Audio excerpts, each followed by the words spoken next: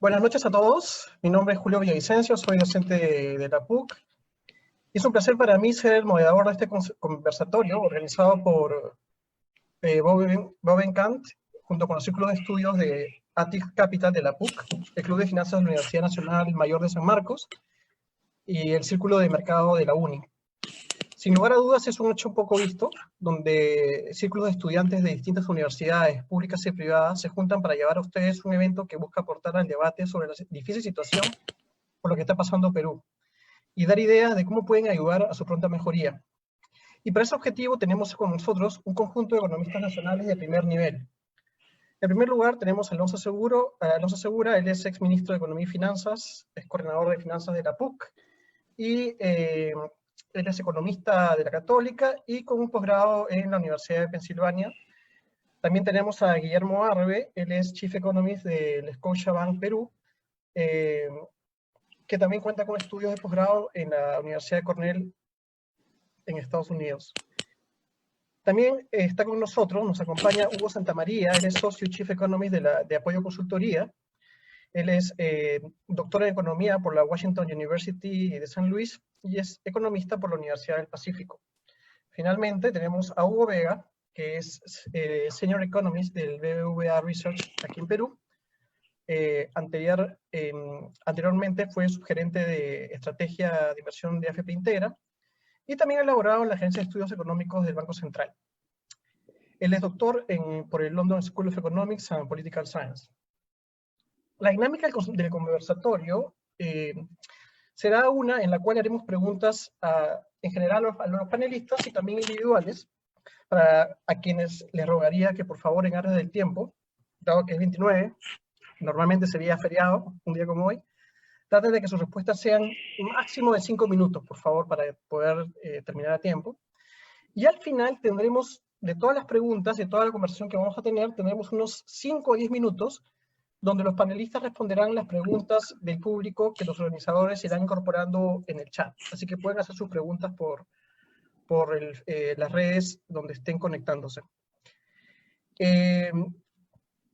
Entonces, vamos a empezar. Y voy a hacer una pregunta general a todos los panelistas, ¿no? Sería genial que el orden de respuesta sería Alonso primero, luego Hugo Santamaría, en tercer lugar Hugo Vega, y finalmente Guillermo Arbe. Y la pregunta general es acerca de la situación de este año en general, ¿ya? Han pasado algo más de 4 meses desde el caso número 1 de COVID-19 en el Perú.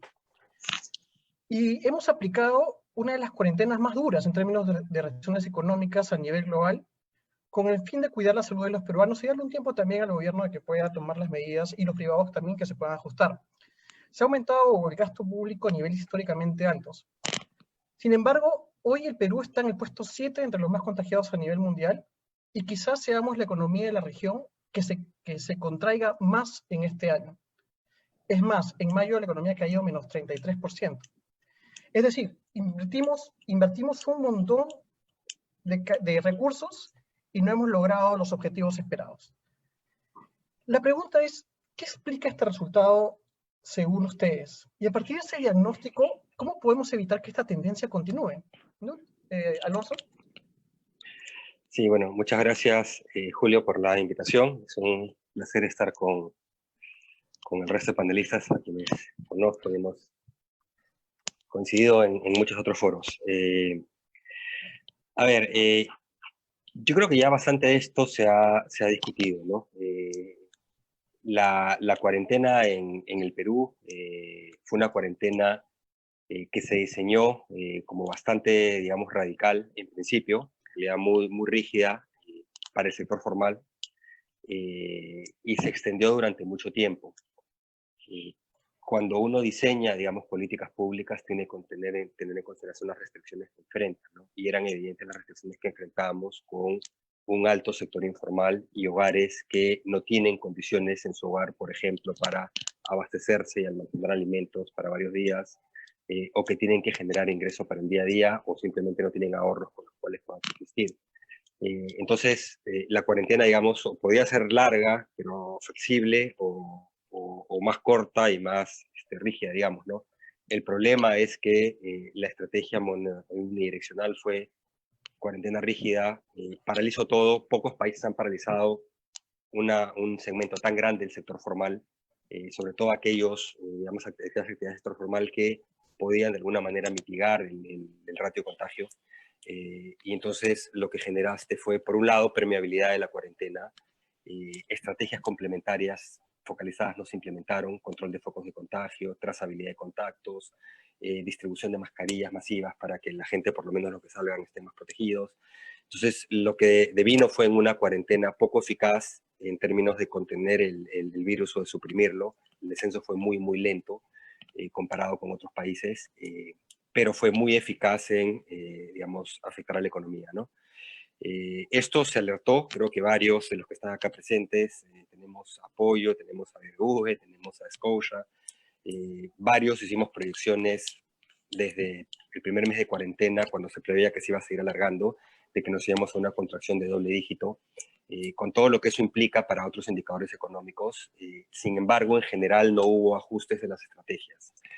Cuando hablas de las políticas de respuesta, creo que mucho ha sido anuncio sin que realmente puedas llegar. Por distintos motivos, en algunos casos problemas de diseño en las políticas, digamos, económicas de mitigación, en otros casos por imposibilidad de poder gestionar, en algunos casos también por fallas estructurales que también se conocían desde antes, en otros simplemente por errores de diseño, ¿no? Creo que se pecó mucho de anunciar con bombos y platillos los programas económicos más grandes de América Latina, etcétera, etcétera. Fuera te lo van a tomar y en general te lo van a tomar, como que eres un país con mucha credibilidad, te lo van a tomar al pie de la letra, pero creo que también varios alertamos de que en realidad el impulso de la economía venido del sector público no era tan fuerte. De hecho, la mayor parte de lo que ha podido sostener, digamos, o mitigar de la mejor manera han sido consumo de activos privados, ¿no? A través de AFP, CTS, las propias empresas que han seguido pagando planillas sin operar, etcétera, etcétera, ¿no? Tan es así que el cuarto bono recién todavía no se termina de desembolsar, ¿no? Para tener una idea, ¿no? Han habido evidentes vacíos, no se implementaron medidas para tratar de preservar el empleo en el sector formal. Otros países desde el inicio implementaron medidas, algunos ya tenían algunas medidas de protección de empleo, otros las fortalecieron, las crearon temporales. En el Perú no se hizo nada, entonces básicamente el mercado laboral ha actuado de manera inercial, inclusive mecanismos que existían como la suspensión perfecta, que ciertamente puede en algunos casos haber abusos, pero en general ni siquiera han procesado la gran mayoría de aplicaciones y creo que han procesado el 2 o 3% hasta hace un par de semanas y lo rechazaron, ¿no? Entonces, en general, pues, si algo se indujo a que hay un colapso del empleo, ¿no? Todo esto en realidad creo que era razonablemente previsible, hubo alertas de distintos frentes y lamentablemente no hubo la velocidad de ajuste de parte del gobierno. Creo que en medio de esta situación, lo que mejor ha funcionado han sido las medidas de liquidez de crédito del Banco Central, en algunos casos con respaldo del gobierno, pero también modificando condiciones en el camino que han reducido el impacto y la potencia que hubieran podido tener. Pero diría que las medidas, digamos, por el lado financiero crediticio han funcionado un poco mejor, no tanto conforme uno va bajando en segmento crediticio o en tamaño empresa, que recién ahora está dándose un verdadero impulso a eso, un poco tarde lo está haciendo, pero diría que en general el humor ha funcionado. Y por el otro lado, en realidad, creo que se pudo haber hecho más. Hay que ver ahora hacia adelante, como dices, la contracción económica de Perú es una de las más severas de la región y del mundo. La contracción de empleo, no sé si alguno de los panelistas tendrá otra información, pero dudo que pocos países nos ganen. Aumento de pobreza extrema, comparado con nuestra línea de partida, incremento de desigualdad, todo se proyecta estar entre los países más afectados, ¿no? O sea, es un impacto económico brutal, digamos, across the board, ¿no? Y ya, bueno, ya conversaremos de cuál es un poquito la estrategia de sanidad en la siguiente ronda. Claro. Muchas gracias. Hugo Santamaría. Gracias, Julio. Creo que Alonso lo ha dicho bien, y yo estoy de acuerdo con todo lo que ha dicho Alonso.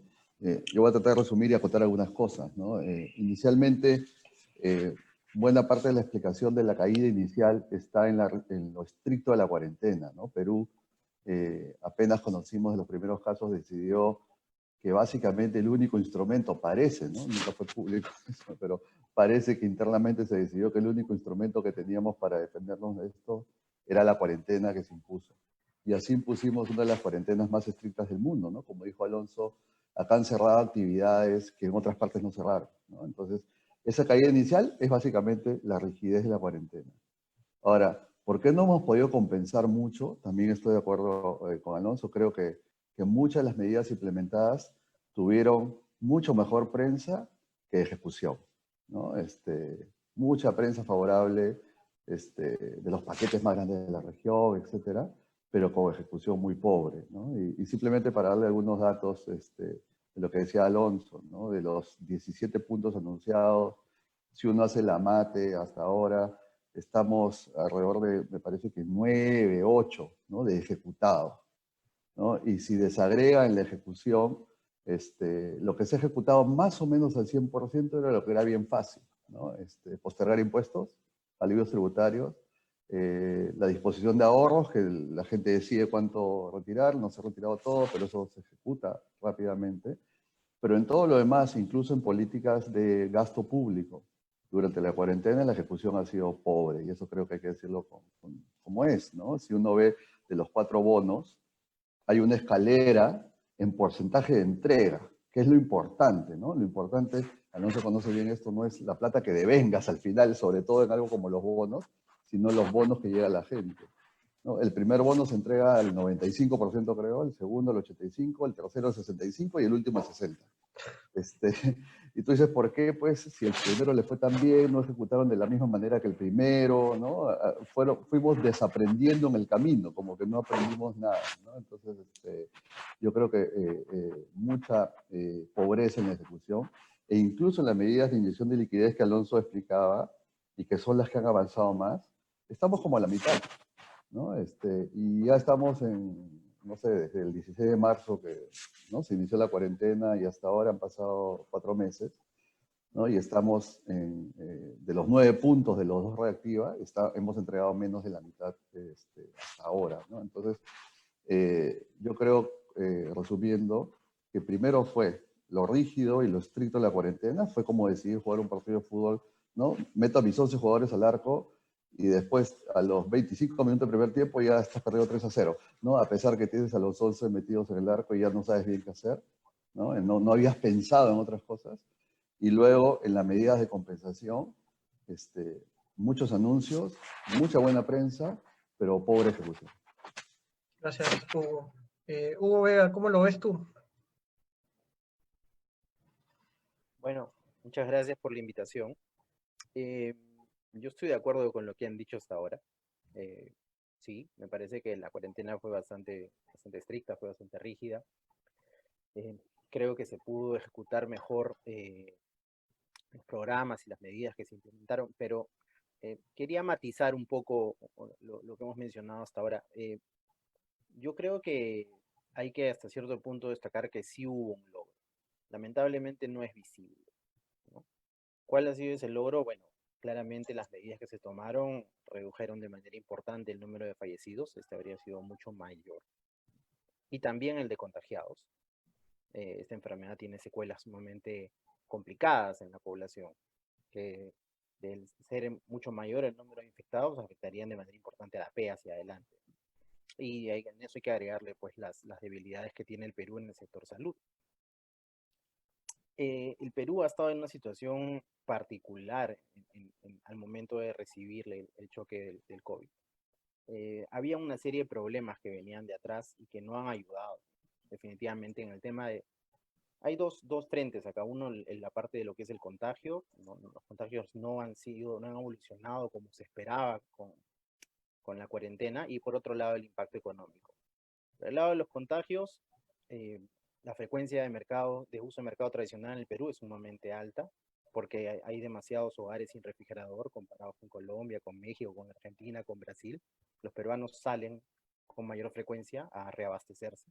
Se aglomeran en los mercados, se aglomeran en los bancos. ¿Por qué? Porque hay baja bancarización. El tema del bono y la manera como se repartió no ayudó en ese sentido. La informalidad, como también lo mencionaron, es sumamente alta. y con más del 70% de la PEA empleada en el sector informal, hay un incentivo importante a quebrar el confinamiento. En otros países, México y Colombia están por debajo del 50%, Brasil por debajo del 40%, Chile por debajo del 30%. Los informales necesitan movilizarse en mayor medida para poder trabajar, y eso también nos ha ayudado en el tema del control de la pandemia. Había un tema de hacinamiento importante en el Perú, es uno de los países de la región que tienen mayor número de personas dentro del hogar, y además de eso el sistema de salud pues tenía baja capacidad para absorber los casos, y eso también ha influenciado en el número de muertes que se han podido observar. Entonces todo eso no ha ayudado para el resultado final de la cuarentena, ¿no? Y en el lado económico, la contracción ha sido sumamente fuerte, pero Perú es un país que tenía, para empezar, ya baja capacidad para trabajar desde casa, ¿no? La estructura productiva del país tiene mayor intensidad en actividades con contacto persona a persona, servicios, ventas al por menor, y esas actividades se vieron obviamente fuertemente afectadas. Y las otras actividades que no tenían necesariamente estas restricciones se vieron afectadas porque la pandemia pues reveló debilidades estructurales de la economía peruana. Baja calidad de conexión a internet, baja penetración tecnológica en los hogares, y eso hace también que la contracción haya sido más fuerte que en otros países, ¿no? El paso a teletrabajo en el Perú ha sido mucho menos extendido que en otras economías. Eso no quiere decir que algunas cosas no se pudieron hacer mejor. Algunas pues claramente ya se mencionaron en términos de ejecución de política. También creo que había espacio para mejor coordinación entre algunos de los sectores de gobierno, particularmente Banco Central y MEF, es algo en lo que puedo conversar un poco más en unos minutos. Y hacia adelante necesitamos ver la manera de reactivar hasta cierto punto la economía. Es imperativo hacerlo, pero sin descuidar pues el tema del control de la pandemia. Entonces es ese lado en el cual se necesitan más políticas, más propuestas, ¿no? Está la idea del contact tracing, que podría hasta generar empleo para el tema de control de la pandemia. Y por el lado de la reactivación, además de prender los motores, hay un tema de lidiar con una sensación que hay en la población de que ahí sí puede haber grupos de interés influenciando qué actividades se abren primero y los protocolos que se implementan. Entonces hay que lidiar con esa sensación y ver la forma también pues de impulsar el cambio en la manera como se produce, ¿no? Claro. Un énfasis más en lo virtual, en lo que es a distancia, mejora de algunas condiciones iniciales, como puede ser incluso de un servicio postal, el internet, la regulación laboral, ¿no? Hasta ahí lo dejo y espero con interés lo que sigue. Ok, perfecto. Guillermo, ¿piensas parecer como ellos? Gracias, Julio. Una de las ventajas de ser último es que ya todo han dicho.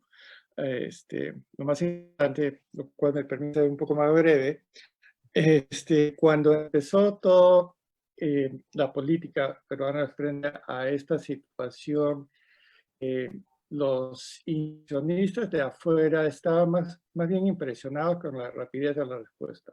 Y hay una cosa que sí es positivo. El gobierno fue convencido rápidamente de la importancia de la situación y convenció a la población. Eso no pasó en todos los países, ¿no? Y entonces, por lo menos, hemos tenido una mejor visión en ese sentido de la situación.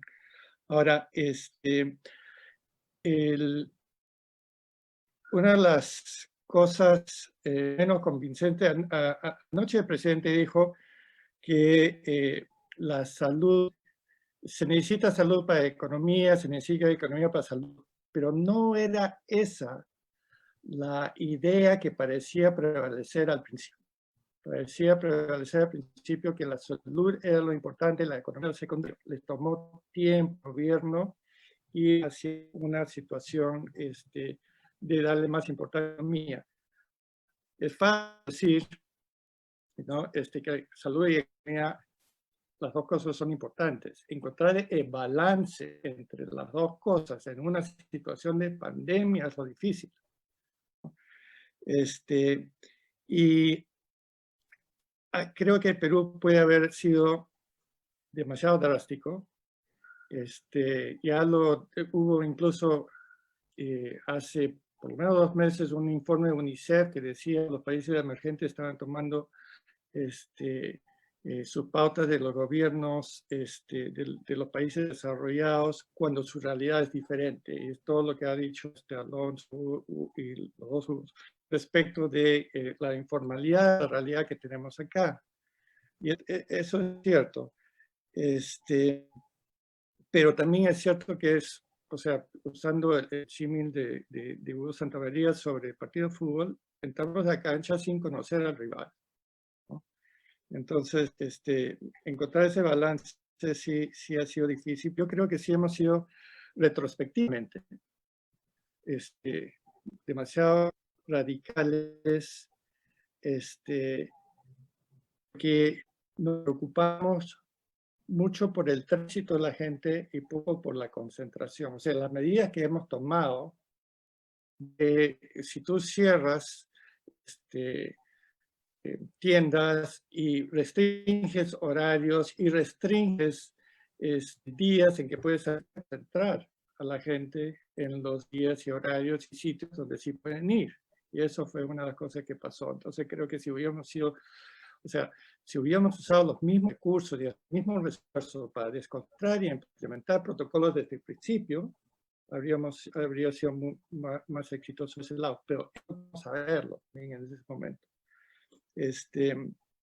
Y en cuanto a, para mí la preocupación principal o el tema principal ha sido la duración de la cuarentena más que la ejecución. La ejecución era previsible, un poco como decía Alonso, pero no habría sido tan importante si no hubiera sido no hubiera durado tanto tiempo cuarentena. Entonces eso para mí ha sido un punto más importante, más relevante. Y bueno, eso. De repente, en vez, si hubiéramos manejado las cosas diferentes, en vez de tener que tener tantos recursos dedicados a poner un sostenimiento social, hubiéramos gastado más en las mascarillas, campañas, en formación de transporte masivo, en fin, en masificar e implementación de protocolos de salud, no hubiéramos tenido que cerrar, ¿no? Ok, perfecto, gracias Guillermo. Alonso, hay otra variable relevante que está pegando muchísimo y que quizás sea la que más le afecta a las personas, que es el empleo, ¿no? Según el INEI, el empleo en Lima Metropolitana se ha reducido 55% en el trimestre móvil que va de abril a junio en este año. Esto definitivamente va a tener repercusiones en la pobreza y la informalidad. ¿Estás de acuerdo con las políticas que ha tomado el gobierno respecto a este tema? ¿Y qué otras políticas se podrían seguir para atenuar este impacto, ¿no? Que debe ser uno de los más grandes del mundo?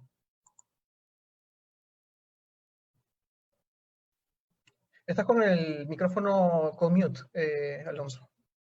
Sí, 5 minutos también. Sí, por favor. Sí, mira, comenté en la sección previa, y de hecho he escrito bastante al respecto hace tiempo, que tan urgente como hacer que los bonos lleguen a los hogares eran mecanismos para estabilizar el mercado laboral. Y no porque eso, digamos, haya sido una idea muy original, es porque las respuestas ante una situación como esta, las respuestas de política económica, son respuestas usualmente no convencionales, pero son bastante convencionales para esta situación en particular. O sea, no es que somos el único país que ha repartido bonos, no es el único país que ha implementado medidas como las del Banco Central, no es el único país que adopta, Perú no lo ha hecho, subsidios, por ejemplo, de empleo, etcétera, etcétera, ¿no? Lo que pasa es que en el caso del diseño de la política de respuesta de Perú ha tenido importantes desafíos, y me parece que uno de los más saltantes ha sido en mecanismos de mercado laboral. Sabíamos entrando a esta situación que teníamos un mercado laboral bipolar, totalmente flexible por el lado informal, donde hay poco que hacer.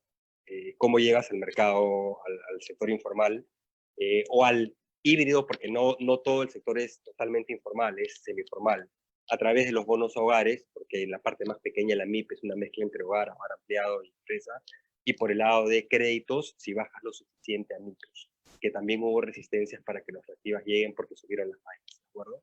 Entonces retrasaron la llegada por ahí. Y en el sector formal, en realidad lo que tenías que tratar es de preservar los vínculos. Y otros países, desde el inicio, ya tenían en algunos casos seguros de desempleo, otros mecanismos. Si los tenían, los fortalecieron, si no los tenían, los introdujeron temporalmente, ¿de acuerdo?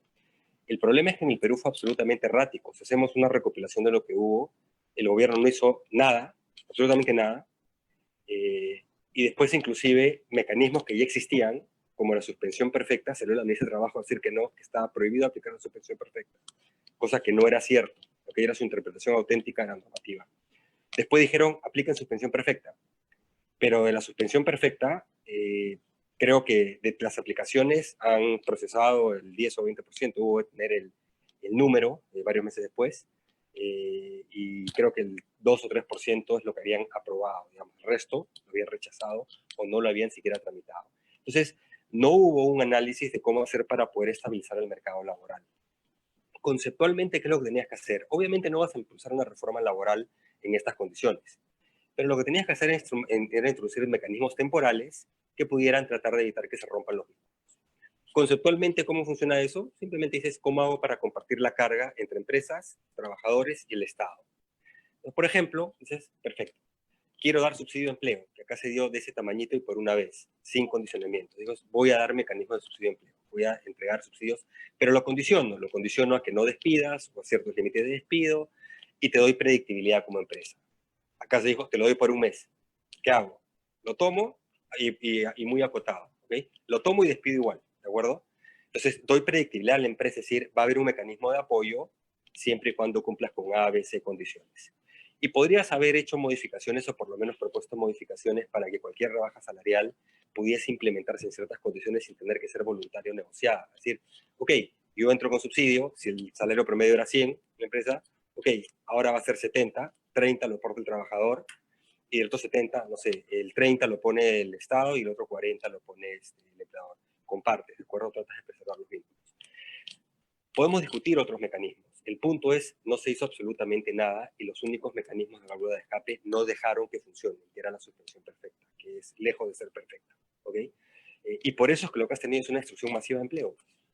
Tú dices una cifra, 55% de empleo, pero si hablaras de empleo adecuado, estamos hablando de Lima, es 67% de destrucción, 2 de cada 3. Si hablamos de empleo a nivel de jóvenes, también es del orden del 60 y tantos por ciento, o sea, es una debacle, ¿de acuerdo? Entonces, ¿qué hacer ahora? Tienes que ver esos mecanismos temporales, transitorios. ¿Por qué? Porque lo que vas a ver hacia adelante, presumiblemente, si no despega nuevamente la propagación del virus y no te retrasa reaperturas, ya vas a ver que llegaste al punto más bajo del ciclo, digamos. ¿Ok? Mes, desestabilizado. Empleo se va a comenzar a recuperar. De hecho, el presidente en su discurso ya lo dijo como un gran logro. 400.000 puestos de trabajo en planilla electrónica, sí, pero has destruido millones. Te vas a ver 2 o 3 meses en que la reapertura y por tanto la recontratación va a dominar la destrucción de las empresas que todavía están vivas pero van a quebrar o que tienen que seguir reduciendo, ¿de acuerdo? Pero vas a tener esas dos tendencias. Al comienzo va a dominar la primera claramente, julio, agosto, etc. Pero vas a tener un mercado laboral muy débil. Entonces, ¿cuáles son los indicadores que vas a tener que seguir hacia adelante? Empleo adecuado y empleo formal. Y esos, en mi opinión, van a tomar muchísimos años en recuperarse. Si hablamos de que el PBI logre su nivel, no PBI per cápita, PBI nomás, pre-COVID, yo creo que va a ser probablemente 2023, si no se nos complica. Empleo, yo creo que empleo adecuado, empleo formal va a tomar más tiempo, ¿no? La pregunta es, ¿se necesitan instrumentos ad hoc a esta situación del mercado laboral? Sí, pero silencio absoluto en el discurso, veremos si es que plantean algo, ¿no?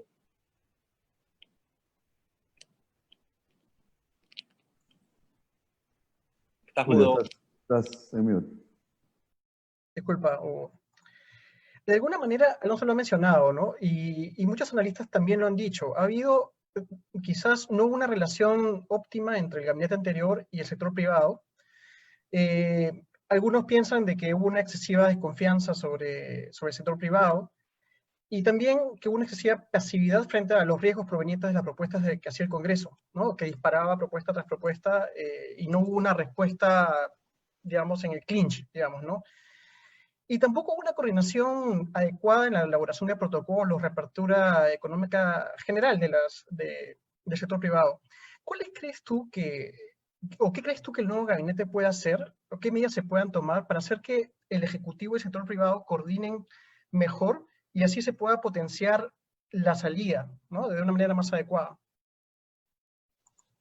Gracias. Es una buena pregunta para Alonso también, que ha sido, ¿no? que ha sido ministro y todo, ¿no? Yo creo que siempre uno reclama, ¿no? Que el sector privado y el sector público tienen que andar felices siempre como hermanitos. Tampoco es eso, ¿no? Sino creo que lo que ha faltado, y creo que ha sido evidente en estos últimos meses, es establecer algunos canales de comunicación mínimos, ¿no? Los protocolos, la verdad, claro, todo el mundo conoce el ejemplo ¿no? del índice de masa corporal, que sale un número al día siguiente, no al día siguiente, pero un par de días después sale otro. Los requerimientos de los médicos ocupacionales. Hoy día tendríamos que importar médicos ocupacionales para satisfacer los requisitos que pone la ley, ¿no? Entonces hay una serie de temas operativos que cuando uno es macroeconomista, digamos, parecen medio tontos, pero si uno está en la cancha, tanto en el lado público como en el lado privado, es fácil apreciar que son bien importantes, ¿no? Uno puede diseñar lo que sea en términos de protocolos en el papel, pero en el momento que lo lanza a la cancha no funciona, ¿no? Entonces yo creo que ahí faltó comunicación y coordinación, efectivamente, ¿no? Hacia adelante yo no esperaría tanto de medidas, sino creo que cada uno tiene su campo, y coordinar y comunicar y buscar colaboración cuando cabe siempre está bien y hay que hacerlo. Pero yo más reclamaría que, por ejemplo, que el reto hacia adelante del sector público en el gobierno es enorme, ¿no?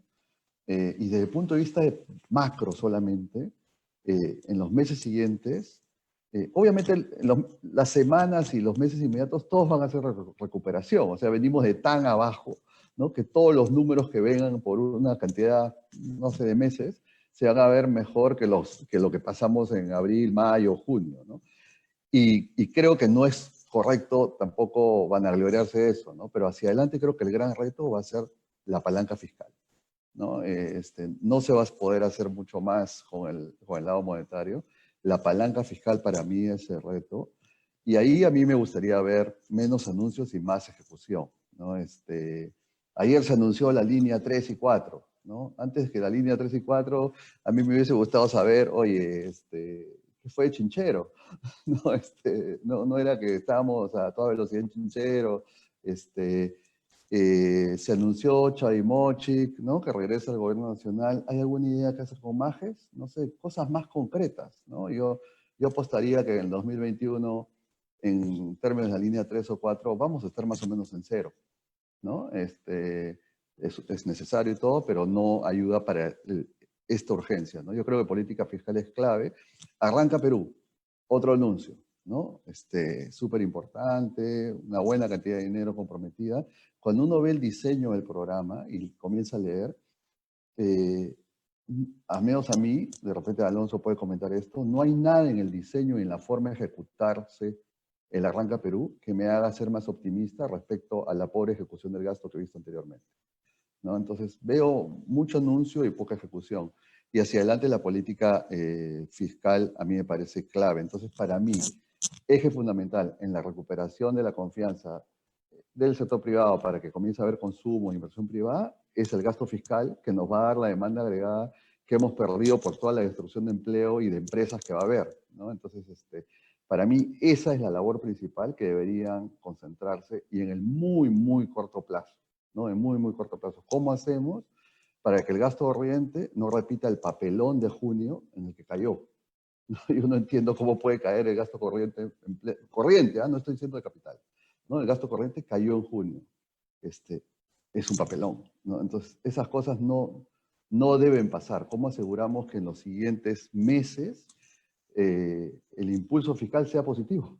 ¿no? Que yo creo que no va a hacerlo, ¿no? Pero ¿cómo aseguramos que al menos no nos reste algo, ¿no? Eso yo creo que es fundamental. Gracias, Hugo. Ya que tocamos política fiscal, quisiera pasar a Guillermo y preguntarle, ¿no? ¿Cómo ve las medidas fiscales que ha tomado el gobierno, incluyendo, ya lo dijo Hugo, Arranca Perú, lo que fue Reactiva Perú, ¿no? Ayer también se anunció, junto con lo que ya mencionó Hugo, la reconstrucción del norte, ¿no? Lo volvió a mencionar el presidente, ¿no? De nuevo cemento, cemento, cemento para poder liderar salir del corto plazo, pero me preocupa un poco más el largo plazo también, ¿no? Porque se anunció un presupuesto de salud que es menor que el presupuesto institucional modificado de este año, ¿no? O sea, y en educación no podemos volvernos a darnos el lujo de perder un año más con un sistema de redes que no se da abasto. Entonces, como que pareciera que el gasto fiscal está muy inclinado al corto plazo y como dice Hugo, no pareciera que fueran muy optimistas en cuanto a los resultados y no hay mucho de largo plazo, ¿no? Lo que es educación y salud. ¿Cómo la ves tú, el tema de la política fiscal, Guillermo? Solo tenemos 5 minutos, me dice. Sí, disculpa, muy ambiciosa la pregunta, sí. Bueno, te diré, voy a contestar tomando las dos cosas, porque creo que sí se está, Alonso, la importancia de la política monetaria. Cuando algo funciona, ya como que no le damos su énfasis y nos enfatizamos más, no está funcionando, pero hay que reconocer que Reactiva Perú y toda la política, las diferentes medidas políticas monetarias del Banco Central han sido muy importantes. No están dando liquidez necesaria para mantener la cadena de pagos y dar soporte a la solvencia de las empresas durante una etapa en que no están recibiendo un flujo normal de ingresos. Esto contrasta con otros episodios en el pasado, en 1998, cuando tuvimos una crisis externa que se exacerbó debido a un tema de ruptura de cadena de pagos en el país. De a uno es decir, okay, si el Perú, la economía es un auto en que se ha parado el motor, tenemos que reencender el motor, pues, problemas con la batería fría, las llantas bajas, la carrocería antigua, pero es un auto bien aceitado. Por lo menos eso sí está funcionando. Se ha mantenido cadena de pagos en buena medida, no perfecto, y dar soporte a la solvencia de las empresas también ha sido importante, pero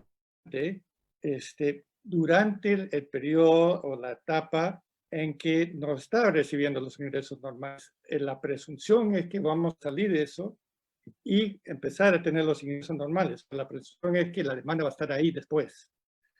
Y eso es lo que todos están diciendo. Esa es la parte donde la política fiscal tiene que entrar a aportar. En cuanto a política fiscal, hay dos cosas, ¿no? El sostenimiento social de corto plazo, otra cosa, las políticas de recuperación, ¿no? Soportes han sido realmente insuficientes para compensar plenamente el cierre de una economía por 3 meses. Pero eso es igual acá como en todo el mundo. Son dimensiones muy distintas de lo uno y lo otro, no empatan esas dos dimensiones. Es lo que es, el gran reto es generar puestos de trabajo. Hemos visto anuncios de inversión pública, algunas buenas, pero nuevamente, si también lo han mencionado, necesitamos la ejecución inmediata y acelerada, y falta más en términos de estimular la inversión privada. El tema es, y también nuevamente Alonso lo dijo, generar puestos de trabajo, la única forma de hacer inversión. Eso significa que las trabas burocráticas no paralicen. Necesitamos un sistema que permita que las inversiones públicas puedan proceder en forma eficaz. Una cosa que podríamos sugerir es declarar la inversión pública de emergencia, por ejemplo, para que se pueda avanzar más rápidamente ahí. Igual para la inversión privada. Es bien difícil crear empresas nuevas en el país. Vamos a perder algunos trabajos, que hemos perdido va a ser permanente. Tenemos que crear nuevos puestos de trabajo diferentes para reemplazarlos, pero eso requiere empresas nuevas y es difícil que una empresa nueva en el país. Tenemos que eliminar esas trabas y tenemos que usar nuestras fortalezas también, yo creo. Y ahí, entre nuestras fortalezas tenemos la agroindustria, la minería. Son dos sectores que son competitivos a nivel global, con el nivel de organización y tecnificación como para normalizar rápidamente y aportar al crecimiento en la medida en que el gobierno quiere usar eso. En agroindustria tenemos que acelerar los proyectos de irrigación, y proyectos mineros. Ningún gran proyecto minero ha sido abandonado en toda esta coyuntura, ¿no? Y la coyuntura es muy propicia con los precios de los metales que han estado subiendo, están bastante saludables los precios de los metales, como para apoyarnos más en la minería. Podría ser importante para la recuperación si el gobierno se lo propusiera, ¿no? Entonces, esas son algunas cosas que yo vería. La otra cuestión que me pareció interesante para terminar, que a veces es menor porque ha sido tan poco importante en el país, pero podría y debería ser mucho más importante, es el desarrollo tecnológico. Una cosa interesante durante la pandemia es que ha habido estas iniciativas, ¿no?, vinculadas, ¿no?, a crear, ¿no?, más UCI, a participar apoyando, ¿no?, a la salud en la emergencia, que ha implicado un trabajo de desarrollo tecnológico. Y eso es algo que hemos demostrado que sí lo podemos hacer. La cosa es hacerlo como un ejercicio continuo en el tiempo. Gracias, Guillermo. Hugo, ¿y qué hay de la política monetaria? O sea, el Banco Central terminó bajando al final, después de un mes, la tasa de interés muy cercano a cero. ¿Hay algo más que pueda hacer el Banco Central, la política monetaria? Y también si quieres agregar algo sobre el tema de política fiscal que ya tocó Hugo con Guillermo. Bueno, yo creo que por el lado fiscal ya hemos conversado bastante. Por el lado monetario, estamos en el límite cero prácticamente. No hay vistos de bajar tasa y más. No hay vistos tampoco de pasar a niveles de tasa negativos. No es algo que se haya probado en el Perú antes. El tema de la política monetaria en el Perú es que tiene algunas desventajas respecto a países que pueden ser más desarrollados. El mercado de capitales no está muy desarrollado, no hay un stock de papeles importantes por el lado del sector privado con los que Central puede entrar a trabajar. Incluso si los hubiera, nosotros estamos hasta cierto punto un poco condenados por la historia, ¿no? El BCR está prohibido de comprar deuda del Estado directamente, tiene un límite relativamente pequeño, y tampoco puede dar créditos directos al sector privado, entonces no puede hacer una especie de flexibilización cuantitativa tradicional. El BCR está atado a operar a través de la banca, a través del sistema financiero en general, ¿no? Entonces, a raíz de eso, pues, viene la idea de Reactiva, y la idea original de Reactiva es usar a la banca como una especie de tubo a través del cual canalizar la liquidez del BCR al sector privado. Y la idea fuera que ese tubo operara de la manera más eficiente posible, dada la urgencia y necesidad de liquidez. El objetivo hasta cierto punto ha sido cumplido, pero no fue tan potente como podría haber sido. Se demoró, ¿no? Se demoró. Y se sigue demorando hasta cierto punto. Todavía no se ha colocado todo lo que se esperaba para Reactiva 2. ¿Y por qué se demoró? Por un tema de coordinación hasta cierto punto con el MEF. Un tema de, no se ponían hasta cierto punto de acuerdo en el tema de la garantía. La garantía que el Central inicialmente quería fuera 100% a los créditos de Reactiva por el lado del Tesoro, no se dio. Se llegó a este esquema de garantías que van desde el 80 hasta el 98%. Y el tema es que incluso en el caso del 98%, uno dice el 98% de garantía a 100, no hay mucha diferencia, pero ese 2% de garantía que no está garantizado implica que la banca tiene que hacer una evaluación crediticia. Y al hacer una evaluación crediticia hay un tema de riesgo y un tema de tasa. Entonces, todo ese proceso, ¿no? No solo la discusión entre negociación hasta cierto punto entre BCR y MEF, sino después cuando ya los fondos finalmente llegan a la banca, el proceso de tener que evaluar para entregar estos créditos hizo que Reactiva se demore. Eso fue hasta cierto punto un problema. A pesar de ello, Reactiva tenía un muy buen resultado, un muy buen impacto. Y luego tienes una medida, un programa, que es esta idea de reprogramaciones de créditos con tasas más bajas, que no han dado el resultado esperado, ¿no? Se esperaba que con esta iniciativa del Central la banca procediera a recortar las tasas de interés de manera importante, era por lo menos 2% en los créditos y de repente hasta más, dependiendo de qué tan alta era la tasa inicialmente. Pero creo que el enfoque hasta cierto punto no fue el correcto. La manera como funcionan estos instrumentos es que Central ofrece la liquidez a una tasa y le exige a la banca que recorte una cierta cantidad de interés sobre los créditos reprogramados. Entonces, de esa manera estaba fijando el precio.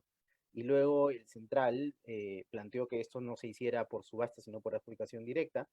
Y entonces había un intento de controlar a la vez la cantidad y el precio. Y el resultado ha sido que el sistema financiero hasta cierto punto no ha hecho uso del instrumento en el volumen que se quería inicialmente. No basta pues la voluntad de querer bajar tasas, hay que plantear un mecanismo de mercado que consiga, que logre que esa reducción de tasas se transmita a los clientes. Hay algunos ajustes que se le pueden hacer a este instrumento de reprogramación en cualquiera de los dos sentidos, ya sea en el recorte de tasa exigido o en la tasa que se está cobrando por acceder a la facilidad. Pero claramente, pues, hacer ajustes en cualquiera de esos dos lados implica un costo cuasi fiscal importante, ¿no? En estos momentos el problema no es realmente ya uno de liquidez. Se logró entregar la liquidez al sistema financiero. La tasa de interés no está realmente presionada, al contrario, la tasa interbancaria ha estado en varios días en las últimas semanas por debajo del nivel de referencia. Lo que se necesita hacer hasta cierto punto es apuntalar la demanda de préstamos y para eso hay que lograr efectivamente reducir las tasas. Eso también ayudaría al balance, a tener un efecto de balance positivo sobre las familias y las empresas. Y por otro lado, la oferta con los costos todavía más bajos. Ese es realmente el reto de la política monetaria hacia adelante. Y bueno, queda ver pues si es que el Banco Central propondrá algún tipo de ajuste a los instrumentos que ya tiene disponibles para lograrlo. Gracias, Hugo. A los panelistas, hay algunas preguntas en el chat que pueden ver. No sé si alguien quiere responder alguna de ellas. No sé si alguno de ustedes quiere responder alguna de las preguntas que están en el chat. Si quieres, yo respondo de manera general las dos preguntas. Lo primero, hay una pregunta sobre la emisión de bonos, que en realidad fue por $3.000 millones. Si se han usado bien, si fue la estrategia correcta. Fueron $3.000 millones. En realidad es financiamiento básicamente el déficit. En realidad la emisión de bonos la puede usar para financiar inversión pública. Tu brecha fiscal va a ser más grande, o sea que te va a llenar solamente una parte pequeña de tu forado, ¿no? Creo que el MEF se equivocó en su momento, debió salir, no es que no debió salir antes inclusive, y se logró una emisión más grande. Lo cual me lleva a otro tema, y es que no tenemos política macrofiscal, no existe el marco de política macrofiscal. Suspendimos reglas fiscales, suspendieron la publicación del marco de abril y quieren irse hasta fin de agosto con el marco macroeconómico. Chile ha sacado su marco macroeconómico, el equivalente a su política macrofiscal, digamos, a mediano plazo, sacó una actualización, después sacó una adenda con un pacto de emergencia. Colombia también sacó en la fecha que correspondía a su marco macrofiscal, y acá seguimos. El último documento de política económica oficial del gobierno salió en agosto del próximo año, para que tengan una idea. Por eso es que el gobierno no cierte ninguna premura por justificar ninguna de sus decisiones, ni de impuestos, ni de ingresos, ni de gastos, ni de financiamiento, ni de nada, porque no tienes contra qué contrastarlo, ¿de acuerdo? Eso es algo que debería subsanarse hace tiempo, debe hacerse, pero creo que es urgente, visto ese discurso de la nación, debería salir antes de la exposición del voto de investidura que tiene que poner la política general de gobierno. O sea, creo que pretenden ir sin política macro, sin política económica en general. Me parece que no es responsable. Solo por ser un ejemplo, Hugo decía, lo más fácil del impulso fiscal que funcionó fue la postergación de impuestos. Ya lo están retirando, ¿no? Porque ya estamos en pago de revolución de impuestos a la renta del año pasado. Ya comenzó la semana pasada para personas naturales y para empresas. A mí me toca mañana, por ejemplo. O sea, están retirando el estímulo por otro lado. Lo cual puede estar bien porque tienes un forado, pero la pregunta es, lo están haciendo sin siquiera decirte cuáles son lo básico, las previsiones fiscales. ¿Sí? Entonces, estamos un poco a la deriva. Eso también redunda en que no tengas una estrategia. Los países pueden equivocarse, tienen que ajustar, pero si tú ves países similares, Perú, Chile, Colombia, te han dicho, mi estrategia y respuesta es esta, con todos estos elementos, y después las han ajustado, te han dicho, esta viene una segunda batería.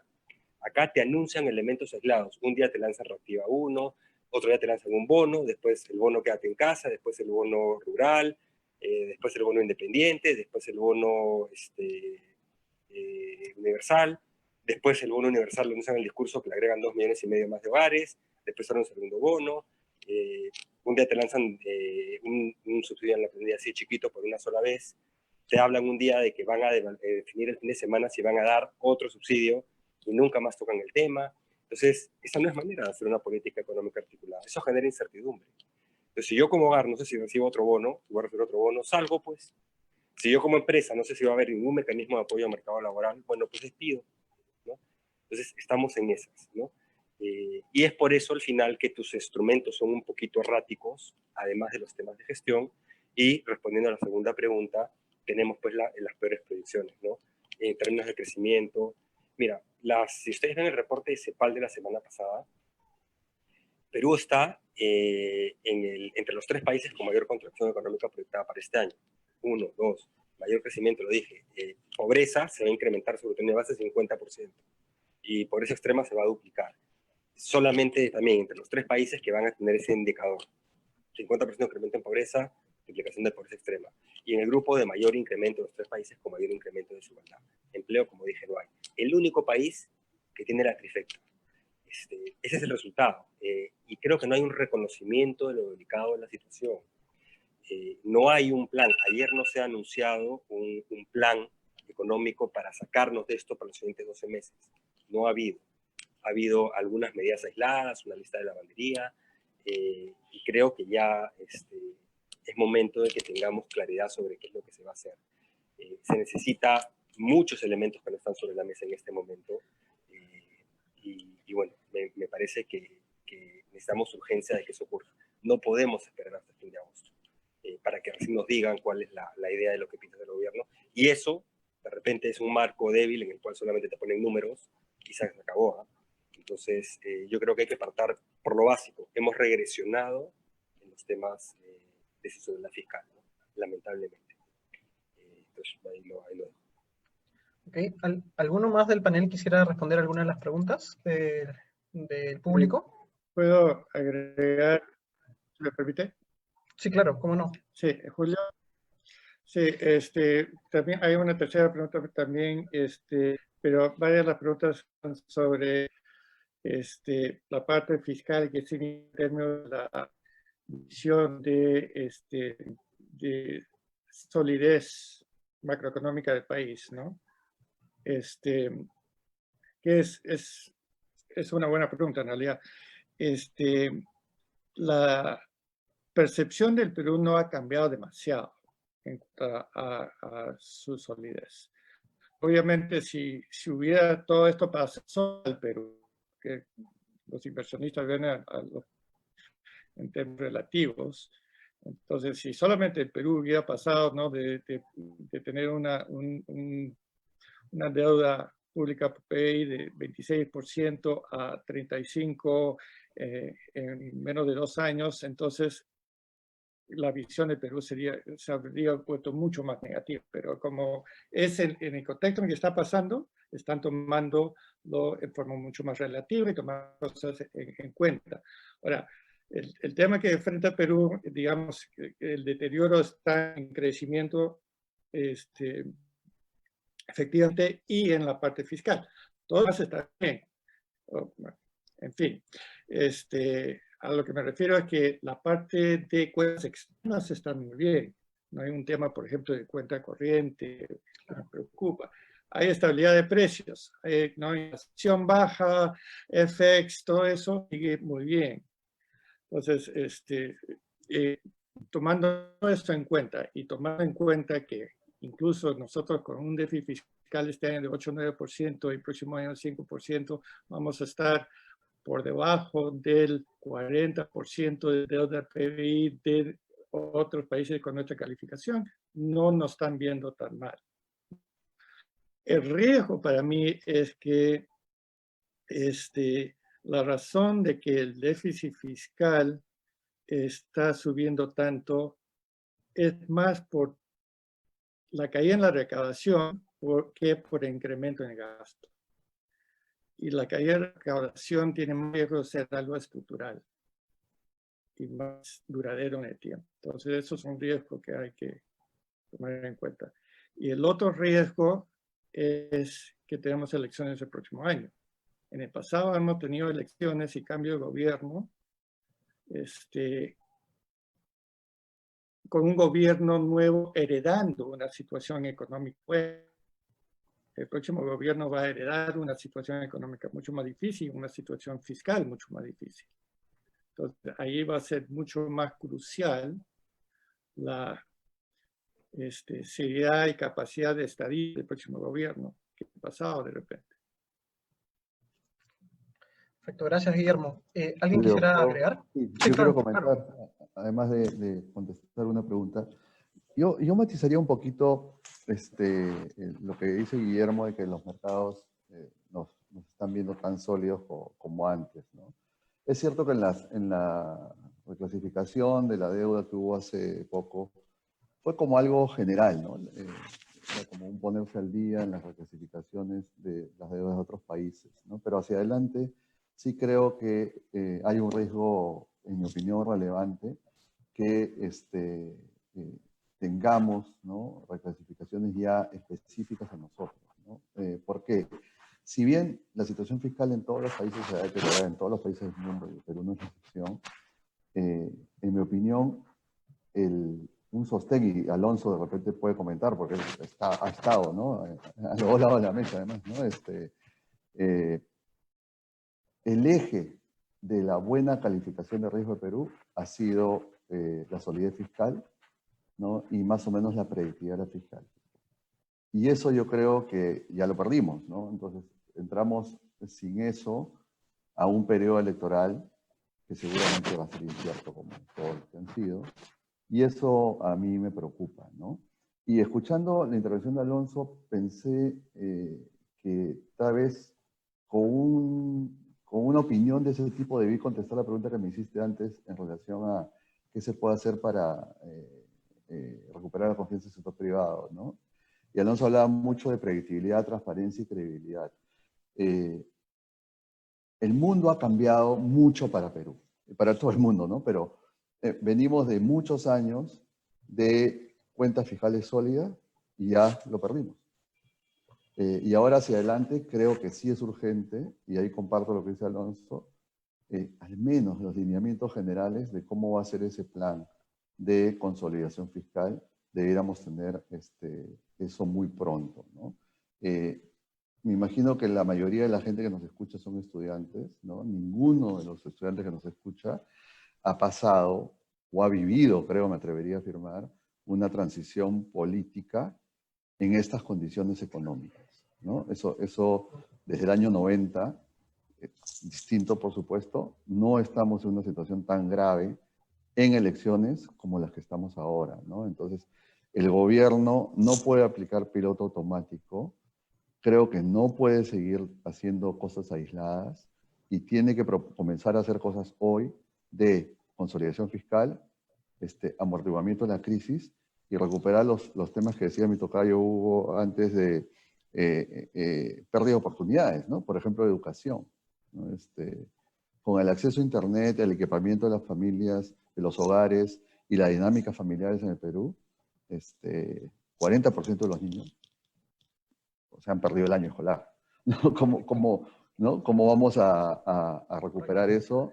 Tenemos que verlo desde hoy, ¿no? Creo que el mejor legado que podría dejar este gobierno al siguiente es un plan coherente ya en ejecución, ¿no?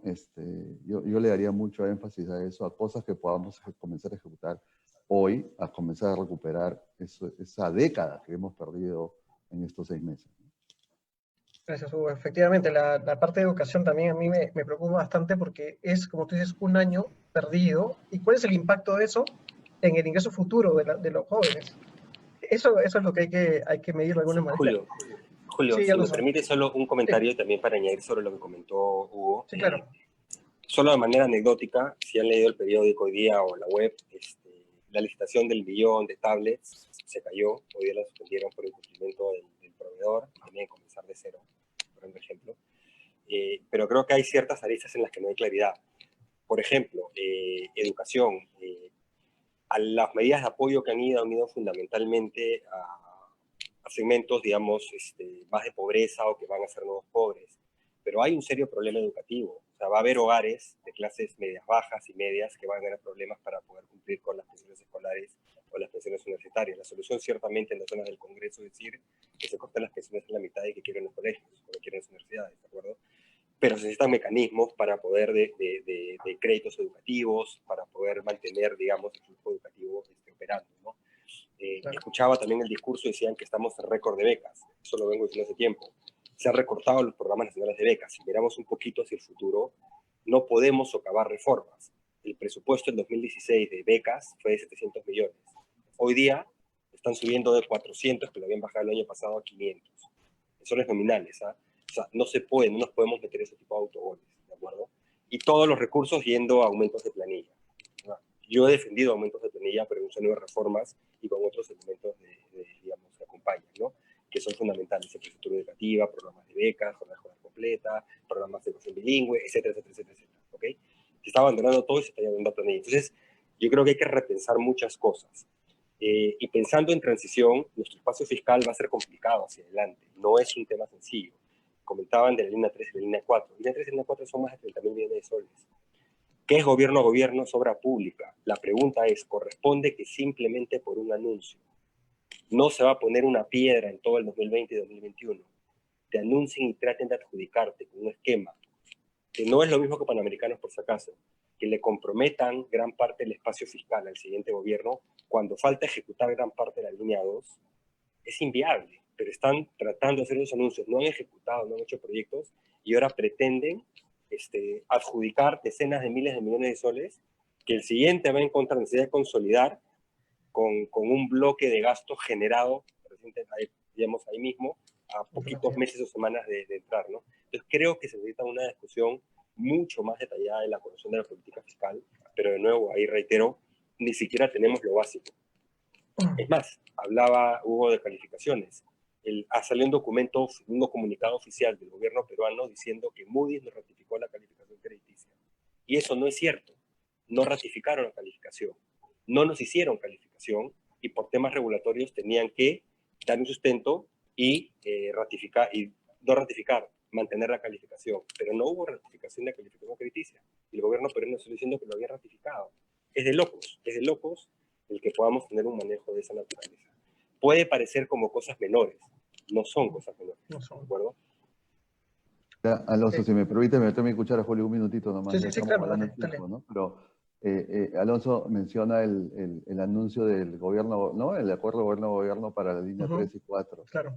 Lo ha dicho rápidamente, ¿no? Pero con todas sus letras eso es una decisión fiscal bien importante. ¿No? O sea, decir que vas a hacer eso con gobierno a gobierno, correcto, detrás tiene una decisión de esfuerzo fiscal y de consumir, usar espacio fiscal para esos proyectos, súper importante. Y es un cambio bien relevante en cómo financias la provisión de servicios públicos, ¿no? Y bueno, ahí nos enteramos todos en esas dos líneas del mensaje. Claro. Improvisada, no sabía nadie en el claro. medio. No, alguna parte no sabía. O sea, no puede manejarse así la política. Sí, no, eso está medio complejo. Hugo, ¿cómo lo ves tú, Hugo Vega? Bueno, sin mucho que agregar ya por ese lado, definitivamente nosotros consideramos, hemos estado viendo el tema del espacio fiscal también de VA, el déficit nos parece preocupante este año, un poco menor el próximo, sí vemos un problema, falta de consolidación en los siguientes 3 o 4 años, incluso con números cercanos a 40% de deuda como ratio del PIB, y no necesariamente estabilizándose, porque conforme va subiendo, pues los intereses también te van complicando más la estabilización, ¿no? No descartamos la posibilidad de una revisión de calificación crediticia para nada, ¿no? Y bueno, hacia adelante pues sí, se necesita un plan más claro, se necesita mejor comunicación para tener una idea clara hacia dónde va eso, ¿no? Claro, perfecto. En aras del tiempo, quería hacerles una pregunta a todos en general, ¿no? Porque, digamos, este webinar está siendo visto por muchos estudiantes de universidades que en muchos casos tienen una orientación muy clásica de la educación, y lo que recientes estudios han mostrado sobre el efecto del coronavirus es que el coronavirus ha traído consigo una aceleración de la automatización, sobre todo de aquellos trabajos que son fáciles de automatizar y que requieren contacto físico entre las personas, ¿no? Esos pareciera que van a ser sustituidos permanentemente. De hecho, se estima que para Estados Unidos el 8% del empleo simplemente va a desaparecer, ¿no? Si aplicamos ese 8% a los trabajadores de Perú, suena bastante alto, ¿no? Entonces, un poco, dado que tenemos una audiencia de gente joven que ahorita está estudiando y que pronto va a ser parte de una PEA, con una educación que de repente no se está acomodando a ese nuevo mundo post-COVID del que les acabo de mencionar, ¿qué recomendaciones ustedes les podrían hacer a esos estudiantes para que puedan de alguna manera adaptarse al mundo que viene? Quizás empecemos con Guillermo, ya que él estuvo al final en la primera parte, y luego con Hugo Santamaría, y al final con Alonso, a ver, para que sea la rueda al revés. Bueno, siempre es complicado ver cuál va a ser el trabajo del futuro, ¿no? Pero eso es un problema que viene desde la industrialización. Los tipos de trabajo, la tecnología va avanzando y los tipos de trabajo cambian. Tanto ¿no? Tiene que también mantener cierta, digamos, holgura en cuanto a los estudios. Yo les diría, hay varias cosas que me gustaría decirle a un joven economista. Uno es que una cosa que aprendemos cuando somos estudiantes de economía y después lo olvidamos, medio que lo olvidamos como economistas, es que no se trata de crecimiento, se trata del bienestar. Lo importante es el bienestar. El crecimiento es solamente una manera y no la única para llegar al bienestar. Entonces, que nunca se olviden que el bienestar es el objetivo último de la economía, no el crecimiento. Pero bienestar, hay algunas cosas que necesitamos aceptar. El bienestar es algo mucho más amplio que solamente bienes y servicios. Una cuestión que yo les recomendaría es que investiguen siempre. Yo creo que existe mucha tensión en la sociedad actualmente y eso pasa cuando hay mucho dogmatismo y cuando el dogmatismo reemplaza a la verdad. Entonces, antes que acepten la información de la gente, que investiguen, descubran la verdad por su propia cuenta, ¿no? Somos una sociedad, yo creo, con problemas, varios tipos de problemas. Un problema es ponernos de acuerdo, otro es entender el concepto de bien. Tenemos ese problema, tenemos un problema en términos de saber administrar nuestros recursos y tenemos problemas en cuanto a ejecutar nuestros planes.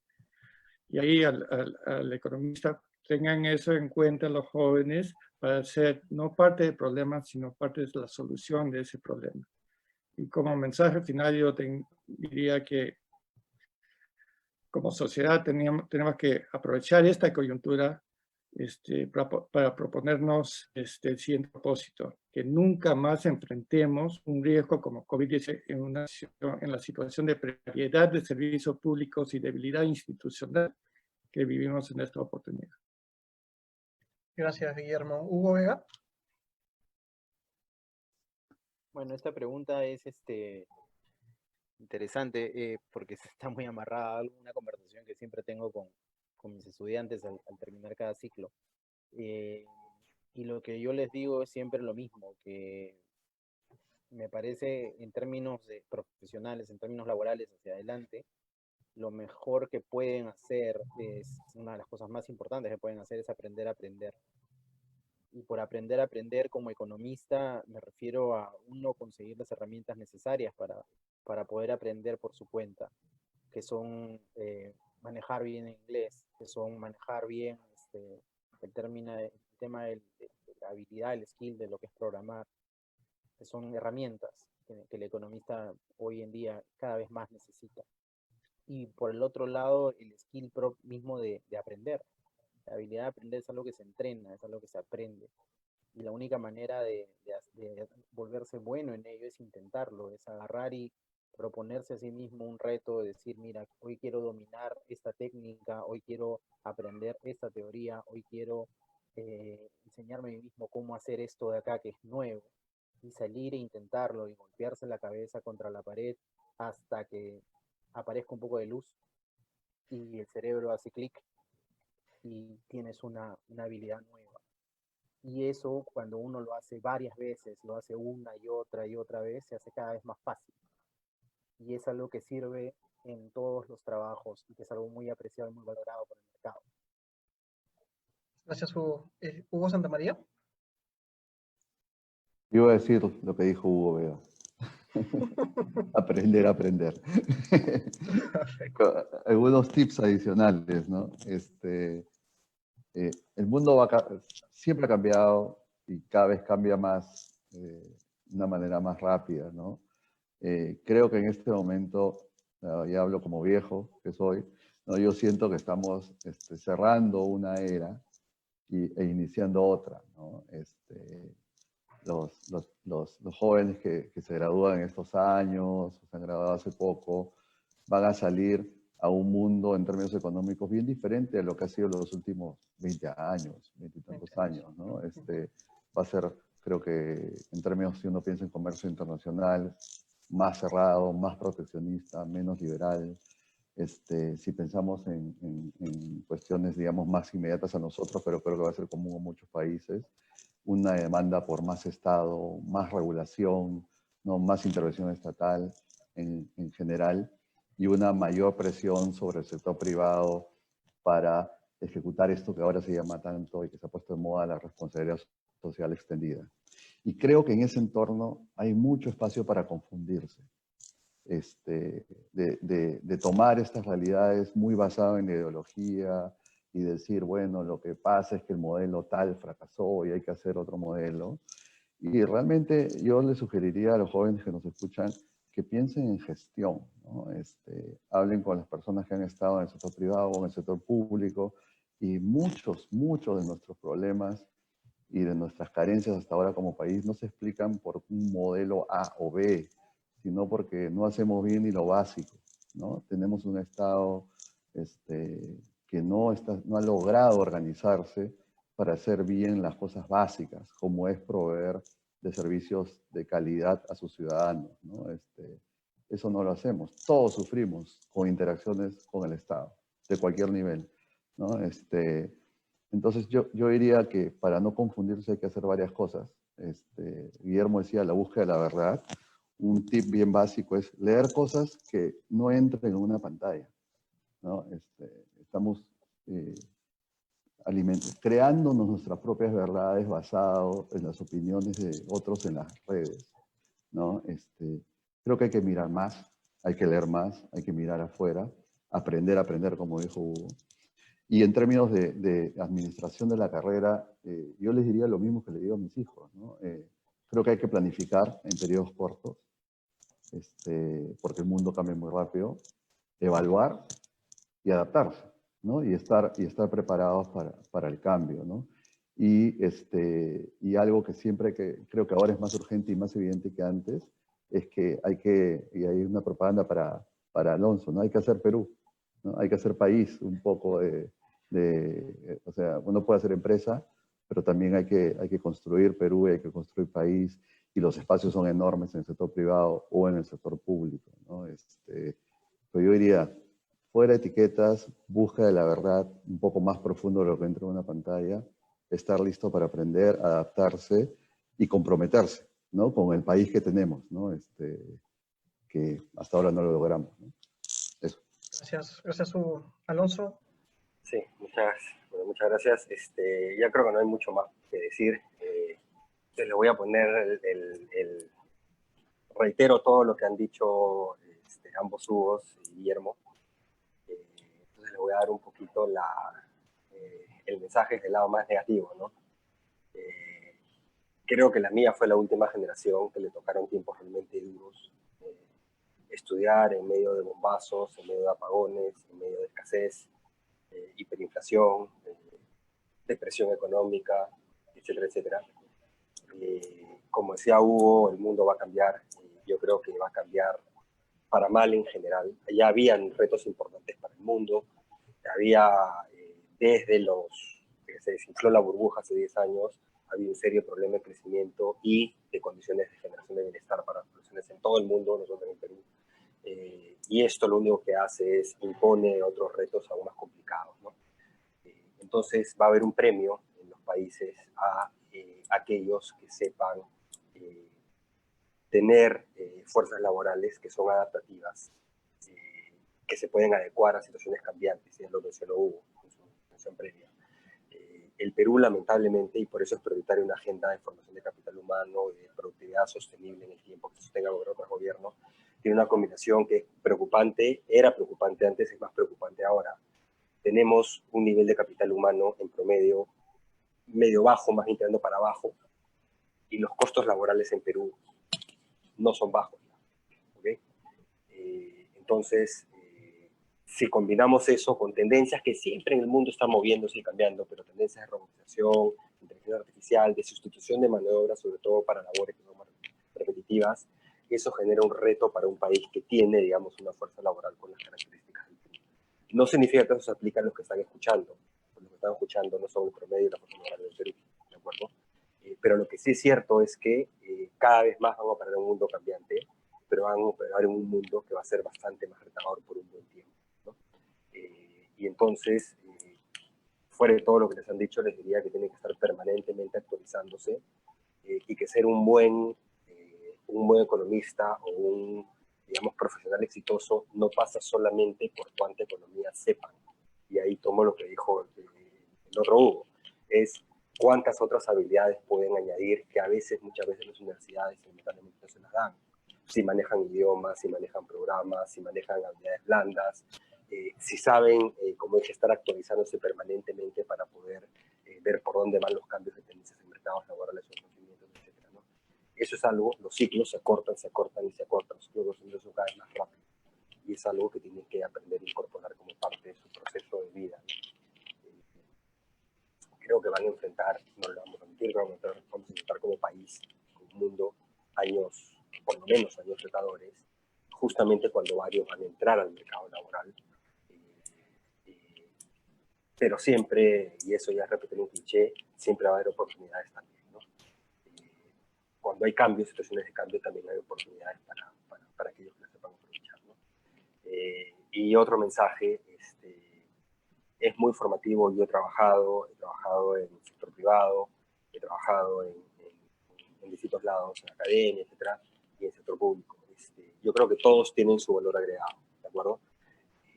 Pero creo que siempre es bueno, formativamente hablando por lo menos, pasar por el sector público, ¿de acuerdo? Más allá, si se dan las tendencias que dice Hugo, creo que se van a dar de que vamos un mejor estado y probablemente más estado de va a ir el péndulo en general en el mundo. Y yo creo que también en algún momento siempre etapa formativa deben considerar un paso por el Estado para que vean la realidad de nuestro país, que se ve muchas veces más desde ahí que necesariamente desde el sector privado, ¿no? Con todo el valor agregado que tiene el sector privado, que es el que genera la mayor cantidad de empleo, de inversión económica en el país, ¿de acuerdo? Pero es muy formativo. Gracias, Alonso. Y muchas gracias a todos los panelistas, de verdad ha sido una velada bastante productiva y con muchas revelaciones, digamos. Le he pasado bastante bien. Y quiero felicitar de verdad a ATES Capital de la Católica, a Bombencant, al Club de Finanzas de la Universidad de San Marcos, al Círculo de Mercado de Capitales de la UNI por hacer estas reuniones, ¿no? Porque creo que lo que han dicho los panelistas sobre cómo podemos enfrentar este nuevo mundo que viene tiene que ver también en parte con los debates, ¿no? Y debates como este. Y sería genial que la próxima vez también esta red se amplíe más allá de Lima, ¿no? También a las provincias y que ellos también puedan influenciarse, porque creo que salir adelante no solamente es de Lima, sino también del resto para que la información fluya de mejor manera. Pero de verdad los felicito a los grupos que han organizado esto y encantado de haber estado teniendo la oportunidad de moderarlo, ¿no? Así que muchas gracias a los panelistas y a los que nos han invitado a participar en esta reunión, y espero que les haya sido útil. Muchas gracias. Muchas gracias por la invitación, un placer. Gracias a ustedes. Hugos y Guillermo. Gracias. Nos vemos. Julio. Gracias. Buenas noches. Gracias, nos vemos. Gracias a todos. Que tengan buenas noches.